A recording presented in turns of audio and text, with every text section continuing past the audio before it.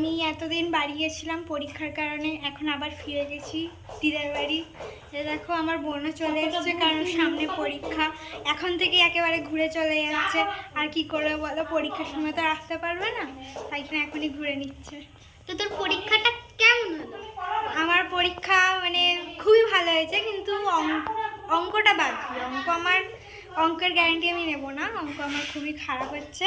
তো হ্যাঁ, আমারও মানে সব সাবজেক্টই কম বেশি ভালো লাগে, কিন্তু অঙ্কটা এমন। এ দেখো পিছনে আমার মা বসে, দেখো হবে দেখো দেখো লজ্জা করছে, বলছে আমাকে দেখাস না, লজ্জাবতী। এবার দেখো আমাদের বাড়িতে যে কি হচ্ছে, দেখো দেখে নিশ্চয়ই বুঝতেই পারছো তোমরা। তালের ফুলুরি হচ্ছে এখানে। কি ফুলুরি না ফুলুরি আমি কিছু জানি না, ঠিক আছে, মানে কিছু একটা হবে যেটা এরা বানাচ্ছে, ঠিক আছে।